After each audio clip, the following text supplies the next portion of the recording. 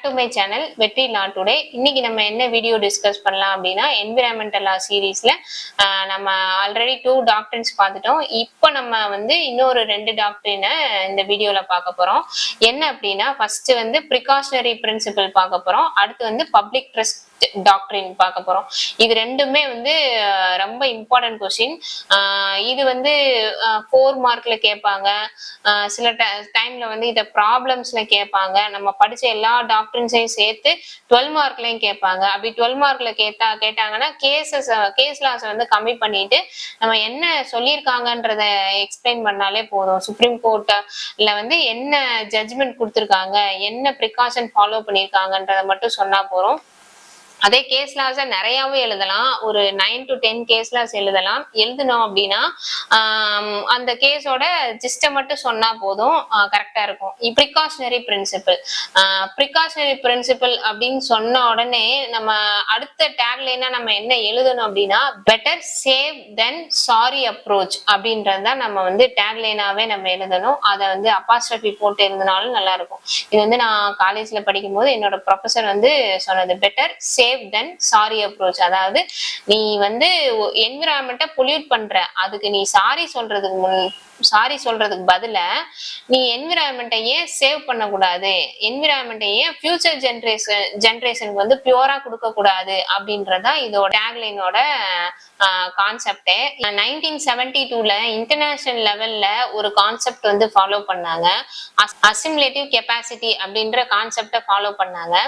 அந்த concept அசிமுலேட்டிவ் capacity அப்படின்னா என்னன்னா, இப்ப என்விரான்மெண்ட்டை ஒருத்தவங்க ஒரு இண்டஸ்ட்ரி பொல்யூட் பண்றாங்க அப்படின்னா நம்மளால வந்து எக்ஸாக்டா இதுதான் அப்படின்னு வந்து நம்மளால வந்து சொல்ல முடியாது, இவ்வளவு தூரத்துக்கு பொல்யூட் பண்ணியிருக்காங்கன்னு.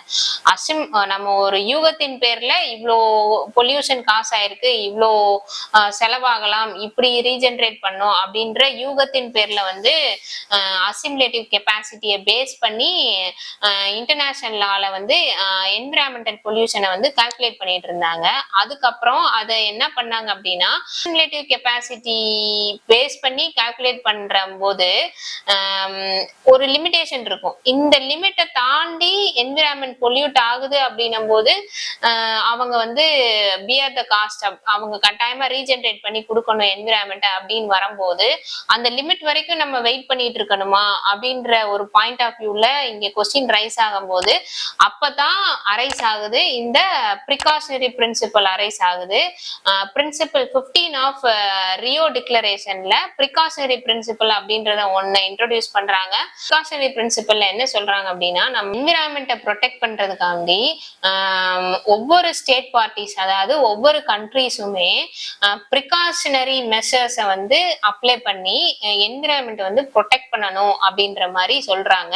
அதுக்கு கொண்டு வந்த பிரின்சிபல் தான் ப்ரிகாஷனரி பிரின்சிபல். இதுக்கு one of the best example வந்து எந்த கேஸ்ல சொல்றாங்கன்னா, வெள்ளூர் சிட்டிசன் கேஸ் தான் சொல்றாங்க. Vellore citizen welfare forum versus union of India, இந்த கேஸ்ல தான் வந்து கொண்டு வராங்க. என்ன கொண்டு வராங்கன்னா, ப்ரிகாஷனரி பிரின்சிபலை வந்து இன்ட்ரோடியூஸ் பண்ணி கொண்டு வராங்க. என்னென்ன கோர்ட்ல வந்து சொல்லியிருக்காங்க அப்படின்னு, என்விரான்மெண்டல் மெஷர்ஸ் ஃபர்ஸ்ட் என்ன சொல்றாங்கன்னா, என்விரான்மெண்டல் மெஷர்ஸ் ஒவ்வொரு ஸ்டேட் கவர்மெண்ட்டும் ஒரு ஸ்டாட்யூட்டரி அத்தாரிட்டிஸ் போது இங்க என்ஜிடி இவங்க எல்லாருமே வருவாங்க. அந்த ஸ்டேட் பொல்யூஷன் கண்ட்ரோல் போர்டு இவங்க எல்லாருமே வருவாங்க. அந்த ஸ்டாட்யூட்டரி அத்தாரிட்டிஸுமே எஃபெக்டிவ் மெஷர்ஸ் எடுக்கணும். ஒவ்வொரு பிளேஸ்லயுமே என்விரான்மெண்ட் வந்து பொல்யூட் ஆகிற மாதிரி எந்த விஷயமும் நடக்காம அதுக்கு முன்னாடியே ப்ரிகாஷனரியா எஃபெக்டிவ் மெஷர்ஸ் எடுத்து வைக்கணும் அப்படின்றத வந்து இந்த கேஸ்ல தான் சொல்றாங்க. என்ன சொல்றாங்கன்னா, இப்ப வந்து ஒரு சீரியஸ் ரிஸ்க், இர்ரிவர்சபிள், அதாவது என்விரான்மெண்ட்டை ரிவர்ஸ் பண்ண முடியாத அளவுக்கு டேமேஜஸ் காஸ் பண்றாங்க ஆக போகுது அப்படின்னும் போது அந்தந்த ஸ்டேட் பார்ட்டிஸும் அந்தந்த ஸ்டாட்யூட்டரி அத்தாரிட்டிஸும் அந்த விஷயம் நடக்க கூடாதுன்றதுக்காண்டி எஃபெக்டிவ் மெஷர்ஸ், அதுக்கு தேவையான விஷயங்கள்லாம் செய்யணும் அப்படின்ற மாதிரி சொல்றாங்க. ஒன்னஸ் ஆஃப் ப்ரூஃப் அப்படின்ற வேர்டை சொல்றாங்க. கம்ப்ளீட்டா வந்து எந்த என்விரான்மெண்ட் வந்து டேமேஜ் ஆகுது, இரிவர்ஸ் பண்ண முடியாத மாதிரியோ ரிவர்ஸ் பண்ற மாதிரியோ என்விரான்மெண்ட்டை வந்து அங்க டிகிரேட் பண்றாங்க அப்படின்னாலே ஒன்னஸ் அப்ரூவ் அந்த பர்டிகுலர் இண்டஸ்ட்ரியோ அந்த பர்டிகுலர் கெமிக்கல் ஃபேக்டரியோ தான் ஃபுல்லி ரெஸ்பான்சிபிள் அப்படின்ற கான்செப்டையும் இந்த கேஸ் மூலமா தான் சொல்லியிருக்காங்க. இந்த ப்ரிகாஷனரி பிரின்சிபல் வந்து டைரக்டா அப்ளை ஆன ஒரு கேஸ் எது அப்படின்னா MC Mehta versus union of India. இது எதை பத்தினா தாஜ்மஹால் வந்து எல்லோயிங் அது பாத்தீங்களா அந்த கேஸ். நம்ம இப்போ இதுல எப்படி எழுதணும்னா MC Mehta versus union of India போட்டு பிராக்கெட்ல தாஜ்மஹால் கேஸ் அப்படின்னு எழுதினாலே போதும். நம்ம என்ன சொல்ல வரோன்றது திருத்துறவங்களுக்கு ஈஸியா தெரிஞ்சிடும். இந்த கேஸ்ல என்ன சொல்றாங்க அப்படின்னா தாஜ்மஹால் எல்லோயிங் ஆகுது அப்படின்னும் போது அது ஏன் எல்லோயிங் ஆகுது அப்படின்னு பார்த்தா அந்த தாஜ்மஹால் சுத்தி இருக்க ஏரியால இருக்க ஃபேக்டரிஸ் அண்ட் இண்டஸ்ட்ரீஸ் மூலமா தான் நடக்குது. அது என்ன அப்போ கோர்ட்ல என்ன சொல்றாங்கன்னா டிடிஇசட் ஜோன் அப்படின்னு சொல்றாங்க. தாஜ்மஹால் ட்ரெபீசியம் ஜோன் அப்படின்னு சொல்றாங்க. தாஜ்மஹால் வந்து ஒன் ஆஃப் த ப்ரீசியஸ் அப்படின்னு கோர்ட்ல சொல்லி டிடிஇசட் ஜோன் தாஜ்மஹால் ட்ரெபீசியம் ஜோன் ஒன்னு சொல்லி அந்த குறிப்பிட்ட ஜோனுக்குள்ள யாருமே இண்டஸ்ட்ரீஸ் இருக்கக்கூடாது, எந்த இண்டஸ்ட்ரீஸும் இருக்கக்கூடாதுன்னு சொல்றாங்க. எந்த இண்டஸ்ட்ரி தாஜ்மஹால் எல்லோயிங் ஆக்குச்சு அப்படின்னா சிஓகேஇ கோக் COAL கோல் பேஸ்ட் இண்டஸ்ட்ரீஸ்ல இருந்து வர்ற எமிஷன்னால தாஜ்மஹால் எல்லோயிங் ஆச்சுன்றதுனால இது சரௌண்டிங்ஸ்ல வந்து அந்த ட்ரெபீசியம் ஜோனுக்குள்ள வந்து யாரும் இண்டஸ்ட்ரீஸ் வைக்க கூடாது. ஏன்னா இது வந்து நம்மளோட ப்ரைடு, இதை வந்து நம்ம தாஜ்மஹால் வந்து நம்ம ப்ரொடெக்ட் அண்ட் ப்ரிசர்வ் பண்ணணும் அப்படின்ற மாதிரி சொல்லிட்டாங்க. வந்து AP pollution control board versus professor M நாயுடு. இந்த கேஸ் என்ன சொல்றாங்க அப்படின்னா அதாவது என்விரான்மெண்ட் டீக்ரேட் ஆகுற மாதிரி எந்த ஒரு இண்டஸ்ட்ரியல் ஆக்டிவிட்டிஸும் பண்ணக்கூடாது. ஆகாம ஹை அமௌண்டா டீக்ரேடோ லோ அமௌண்ட்லயோ எப்படியுமே என்விரான்மெண்ட்டை பொல்யூட் பண்ற மாதிரி எந்த விஷயம் பண்ணக்கூடாது. ரிவர்ஸ் பண்ண முடியறதா இருந்தாலும் இர்ரிவர்ஸ் பண்ண முடியற மாதிரி இருந்தாலுமே பண்ணக்கூடாது. அது தவிர்த்து ஆல்டர்னேட்டிவா நம்ம வந்து லாக் இந்த மாதிரி விஷயங்களை போட்டு நம்ம ஒரு கட்டை இந்த மரக்கட்டை இதெல்லாம் போட்டு எரிக்கும் போது எக்ஸாம்பிள் சொல்றேன், மரக்கட்டை இதெல்லாம் போட்டு எரிக்கும் போது என்விரான்மெண்ட் வந்து நிறைய அதிகமா டிகிரேட் ஆகும். அதே இது வந்து நம்ம கேஸ் அந்த மாதிரி ஆல்டர்னேட்டிவா நம்ம மாத்திக்கிட்டோம் அப்படின்னா என்விரான்மெண்ட் பொல்யூட் ஆகிறது வந்து குறையும். இந்த மாதிரி ஆல்டர்னேட்டிவ் மெத்தட்ஸ் வந்து பாத்துக்கிறணும் அப்படின்னு ஏபி பொல்யூஷன் கண்ட்ரோல் போர்டு இந்த கேஸ்ல வந்து சொல்லியிருப்பாங்க. என்விரான்மெண்டல் ப்ரொடெக்ஷன் அப்படின்றது வந்து ஹெல்த்தை பாத்துக்கிறதுலயோ இல்லைன்னா நம்ம ப்ராப்பர்ட்டிஸை வந்து பாத்துக்கிறதுலயோ எக்கனாமிக் இன்ட்ரெஸ்ட் வந்து டெவலப் பண்ணிக்கிறதுல மட்டும் இருக்கக்கூடாது. ஆனா யாரெல்லாம் இண்டஸ்ட்ரீஸ் வச்சிருக்காங்களோ அவங்க எல்லாருமே அவங்களோட ஓன் இன்ட்ரெஸ்ட்ல இக்காலஜியை வந்து பேலன்ஸ் பண்ணணும், என்விரான்மெண்ட்டையும் ப்ரொடெக்ட் பண்ணணும் அப்படின்ற மாதிரி இந்த கேஸ்ல சொல்லியிருப்பாங்க. அடுத்த டாக்டரின் வந்து பப்ளிக் ட்ரஸ்ட் டாக்டரின். பப்ளிக் ட்ரஸ்ட் டாக்டரின் அப்படின்னாலே நமக்கு மைண்ட்ல நிக்கிற கேஸ் வந்து எம்சி மெக்டா வெர்சஸ் கமல்நாத். இந்த கேஸ் தான் வந்து பப்ளிக் ட்ரஸ்ட் டாக்டரினுக்கு வந்து one of the best example சொல்லலாம்.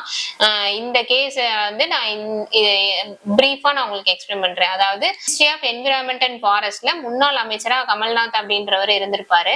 அவர் என்ன பண்ணிருக்காரு அப்படின்னா அந்த நேச்சுரல் ஃப்ளோ ஆஃப் ரிவர் இருக்கும் பாத்தீங்களா, அந்த ரிவர் வந்து இப்படிதான் கீழே இறங்கும், தண்ணி மேல இருந்து தண்ணி வந்தா இப்படிதான் இறங்கும்ன்றத ரீமாடிஃபை பண்ணி வேற டைரக்ஷன்ல அனுப்பி இந்த இடத்துல பிரிட்ஜ் மாதிரி ஏதோ கன்ஸ்ட்ரக்ட் பண்ணி அதை வந்து வேற ஒரு கம்பெனிஸ்க்கு மாதிரி கொடுத்துருப்பாங்க. ஆனா அதிக மழை காரணமா அவங்க ரீடைரக்ட் பண்ணது வழியா தண்ணி போகாம அது ஆஸ் யூஷுவல் பாதையில போனதுனால அந்த ஏரியால இருக்க அனிமல்ஸ் பிளான்ட்ஸ் டோட்டல் இக்காலஜியா அஃபெக்ட் ஆயிருக்கும். அங்க இருக்க அந்த சரௌண்டிங்ல இருக்க ட்ரைபல்ஸ் எல்லாருமே வந்து டோட்டலா அஃபெக்ட் ஆயிருப்பாங்க.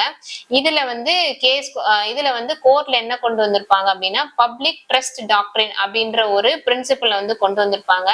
பப்ளிக் ட்ரஸ்ட் டாக்டரின் எங்க இருந்து வந்துச்சு அப்படின்றத ட்ராக் பண்ணோம் அப்படின்னா ரோமன் எம்பையர் பீரியட்லயே வந்து பப்ளிக் ட்ரஸ்ட் டாக்டரின் அப்படின்ற ஒண்ணு கொண்டு வந்துட்டாங்க அப்படின்னும் அந்த பப்ளிக் ட்ரஸ்ட் டாக்டரின் அப்படின்னா என்ன சொல்றாங்க அப்படின்னா ரிவர்ஸ், சீசோர்ஸ், ஏரு, வாட்டரு, அது இந்த மாதிரி நேச்சுரல் ரிசோர்சஸ் எல்லாமே வந்து எல்லா பப்ளிக்கும் காமனு, எல்லாரும் அதை யூஸ் பண்றதுனால இதை யாரும் எங்கேயும் எப்பவும் சொந்தம் கொண்டாட கூடாது அப்படின்றதுதான் வந்து ஒரு பேஸான பிரின்சிபல். கவர்மெண்ட் வந்து இந்த இடத்துல ட்ரஸ்டிஷிப்பா தான் இருக்கணும். மக்களுக்கு வந்து அதை நல்ல வழியில அதை பயன்படுத்துறதுக்கு என்னென்ன பண்ணி தரணுமோ அதெல்லாம் பண்ணி தான் தரணுமே தவிர இதை வந்து டீக்ரேட் பண்ணக்கூடாது அப்படின்ற மாதிரி சொல்றாங்க. அதுக்கப்புறம் இதுல 2 லீகல் மேக்சிம்ஸ பத்தி சொல்றாங்க.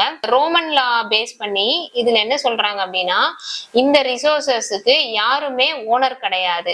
இது வந்து இந்த ரிசோர்சஸ் எல்லாம் எல்லாருக்குமே காமன் அப்படின்னும் போது ரெஸ் கம்யூனஸ் அப்படின்ற கான்செப்ட இந்த மேக்சிமே இதுல சொல்றாங்க. அதனால இது யாருக்கும் சொந்தம் கிடையாது, எல்லாருக்கும் பொதுவான ஒரு விஷயம் அப்படின்றத சொல்றாங்க. இத பேஸ் பண்ணி தான் வந்து பப்ளிக் ட்ரஸ்ட் டாக்டரின் அப்படின்றத வந்து இன்டர்நேஷனல் லால கொண்டு வந்து இந்தியாலையும் இம்ப்ளிமெண்ட் பண்ணதா சொல்றாங்க. பப்ளிக் ட்ரஸ்ட் டாக்டரின் வந்து இஸ் a part, அது வந்து one of the part of our jurisprudence. Large பெனிஃபிஷியர்ஸா வந்து பப்ளிக் இருக்காங்க. சீசோர்ஸ், லேண்டு, ஏரு, வாட்டரு இதெல்லாம் யூஸ் பண்றதுக்கு லார்ஜ் பப்ளிக் இருக்கிறதுனால இங்க கவர்மெண்ட் வந்து ஆக்ட் அஸ் அ ட்ரஸ்டிஷிப்பா தான் இருக்கணும். அதை வந்து பப்ளிக் வந்து யூஸ் பண்றதுக்கு என்னென்ன எஃபெக்டிவ் மெஷர்ஸ் எடுக்கணுமோ அதெல்லாம் செஞ்சு கொடுக்கணும். அதை தவிர்த்து அதை வந்து யாரும் எங்கேயும் எப்படி சொந்தம் கொண்டாட முடியாது அப்படின்றத வந்து இந்த டாக்டரின் மூலமா சொல்லியிருப்பாங்க. பப்ளிக் ட்ரஸ்ட் டாக்டரின் வந்து நிறைய 3 டைப் ஆஃப் ரெஸ்ட்ரிக்ஷன்ஸ் வந்து கவர்மெண்ட் அத்தாரிட்டிஸ்க்கு வந்து இம்போஸ் பண்ணிருக்கு. பப்ளிக் ட்ரஸ்ட் டாக்டரின்ல செகண்ட் பாயிண்ட்ல என்ன சொல்றாங்கன்னா, இந்த ப்ராப்பர்ட்டிஸ் அதாவது ஏர், சீஷோர், வாட்டரு, நேச்சுரல் ரிசோர்சஸ் இது எல்லாமே வந்து ஒரு குட் காஸ்ட் காண்டி ஒரு நல்ல விலைக்கு வருதுன்னா யாரும் எந்த கவர்மெண்ட்டும் விற்க கூடாது அப்படின்ற மாதிரி சொல்றாங்க. தேர்ட் பாயிண்ட்ல என்ன சொல்றாங்கன்னா, இந்த ப்ராப்பர்ட்டிஸ் எல்லாத்தையும் மெயின்டைன் பண்ணணும். ரிவர்ஸ் இருக்கு அப்படின்னா அந்த ரிவர்ஸை வந்து ப்ராப்பரா மெயின்டைன் பண்ணணும். சீசோர்ஸ் இருக்குன்னா அதை அதுக்கு ஏத்த மாதிரி மெயின்டைன் பண்ணணும். பாண்டு, லேக் இந்த மாதிரிலாம் இருக்குன்னா அதை அந்தந்த இடத்த வந்து ப்ராப்பரா வந்து கவர்மெண்ட் வந்து மெயின்டைன் பண்ணணும் அப்படின்ற மாதிரி சொல்றாங்க. இதுதான் வந்து public trust doctrine. Precautionary principle public trust doctrine கேட்டா நம்ம இதை எழுதினாலே போதும், கரெக்டா இருக்கும். மோஸ்ட்லி வந்து இதை வந்து 4 மார்க்ல கேட்பாங்க, 7 மார்க், 12 மார்க். இந்த டாக்டரின்ஸ் வந்து ரொம்ப ரொம்ப இம்பார்ட்டன்ட். என்விரான்மெண்டல் லான்னு கேட்டா இந்த டாக்டரின்ஸ் எல்லாமே ரொம்ப முக்கியமான டாக்டரின்ஸ். இந்த டாக்டரின்ஸை 12 மார்க்ல மொத்தமாவும் கேட்கலாம். கேட்டாங்கன்னா நம்ம எழுதிக்கலாம். நம்ம வீடியோஸ்லயே வந்து கேட்டுட்டு நம்ம வீடியோ கேட்டு ஒரு தடவை நம்ம புக்கை ரீட் பண்ணாலே நமக்கு ஈஸியா புரிஞ்சிடும், எழுதிடலாம். இந்த மாதிரி law related videos, current affairs, recent judgements பத்தி தெரிஞ்சுக்கணும் அப்படின்னா லா ஸ்டூடெண்ட்ஸ் வந்து எங்களோட சேனலை வந்து சப்ஸ்கிரைப் பண்ணி வச்சுக்கோங்க. உங்களுக்கு பயங்கர யூஸ்ஃபுல்லா இருக்கும். தேங்க்ஸ் ஃபார் வாட்சிங்.